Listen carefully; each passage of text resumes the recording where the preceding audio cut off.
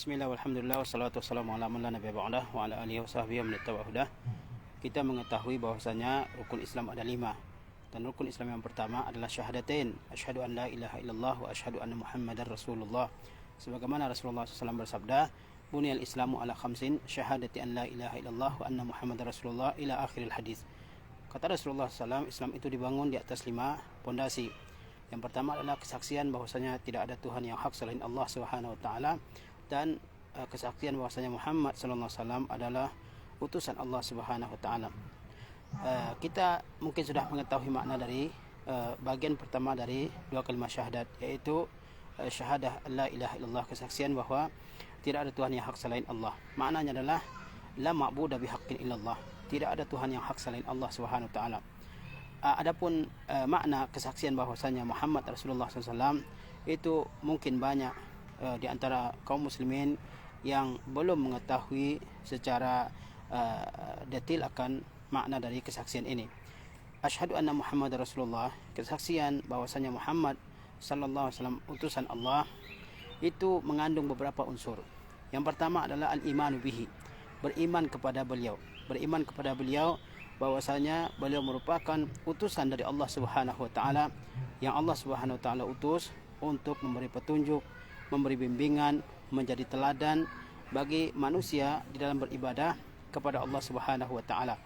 Mengimani dengan sebenar-benarnya bahwa beliau adalah utusan Allah Subhanahu wa taala, tidak didustakan, tidak diingkari dan tidak ditolak, ya, bahwasanya beliau adalah utusan Allah Subhanahu wa taala.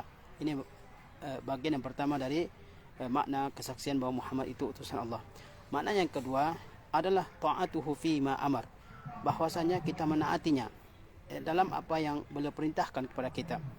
Bahwasanya Rasulullah sallallahu alaihi wasallam dan Rasul-Rasul yang lain diutus oleh Allah Subhanahu wa taala adalah untuk ditaati, ya.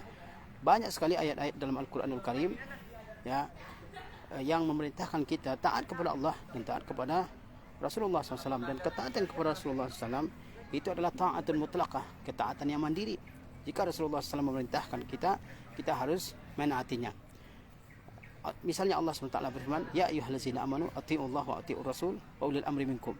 Wahai orang-orang yang beriman, taatlah kalian kepada Allah, taatlah kalian kepada Rasul dan kepada ulil amri di antara kalian. Dalam ayat ini Allah perintahkan kita untuk taat kepada Allah dan untuk taat kepada Rasulullah SAW. Bagian yang ketiga dari makna kesaksian Muhammad itu utusan Allah adalah ijtinabu ma naha anhu wa zajar, yaitu menjauhi apa yang beliau larang, apa yang beliau tegah. Ketika Rasulullah SAW melarang kita melakukan sesuatu, maka kita harus menghentikannya, tidak boleh melakukannya, karena harus menjadi keyakinan dalam diri kita bahwa apapun yang Rasulullah SAW perintahkan itu adalah kebaikan, dan apapun yang dilarang oleh Rasulullah SAW itu merupakan keburukan. Rasulullah hanya memerintahkan kepada kebaikan dan Rasulullah hanya melarang daripada perbuatan yang buruk. Jadi kita harus ijtinabu ma naha anhu wa zajar, menjauhi sejauh-jauhnya apa yang beliau larang. Sebagaimana Allah berfirman, wa ma atakumur rasulu fakhuzuhu wa ma nahakum anhu fantahu. Apa yang dibawa oleh Rasul kepada kalian, maka ambillah, maka terimalah. Dan apa yang dilarang, maka berhentilah. Apa yang dilarang, maka berhentilah. Nah, ini makna yang ketiga dari kesaksian kita bahwasanya Muhammad itu utusan Allah Subhanahu wa taala.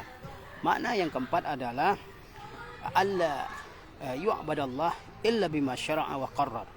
Bahwasanya, ya, kita tidak beribadah kepada Allah Subhanahu wa taala kecuali dengan apa yang beliau syariatkan dan beliau tetapkan. Kita dalam beribadah kepada Allah Subhanahu wa taala tidak mengikuti selera masing-masing, tidak mengikuti selera fulan dan ilan, tapi mengikuti ketentuan yang telah ditetapkan oleh Rasulullah sallallahu alaihi wasallam. Ya, sebagaimana Allah SWT berfirman, qul in kuntum tuhibbunallaha fattabi'uni yuhibbukumullah. Katakanlah, jika kalian, ya, mencintai Allah Subhanahu wa taala, maka kalian ikutilah aku. Aku di sini maksudnya adalah Rasulullah SAW. Ganjarannya adalah yuhibbukumullah. Allah SWT akan mencintai kalian. Dalam ibadah kita harus mengikuti Rasulullah sallallahu alaihi wasallam. Seperti dalam salat misalnya, Rasulullah SAW mencontohkan tata cara salat kepada kita, ya, kepada para sahabat. Itu tujuannya adalah untuk diikuti oleh seluruh umatnya. Rasulullah SAW bersabda setelahnya, kata beliau, sallu kama ra'aitumuni usalli, solatlah kalian sebagaimana kalian melihat aku solat. Tentang haji misalnya, Rasulullah SAW melakukan haji dan juga menegaskan kewajiban melakukan haji sesuai dengan yang beliau contohkan. Kata beliau, khuzu anni manasikakum. Demikian ibadah-ibadah yang lain yang harus kita contoh dari Rasulullah sallallahu alaihi wasallam. Nah, inilah makna daripada kesaksian kita bahwasanya Muhammad itu adalah Rasulullah, adalah utusan Allah Subhanahu wa taala.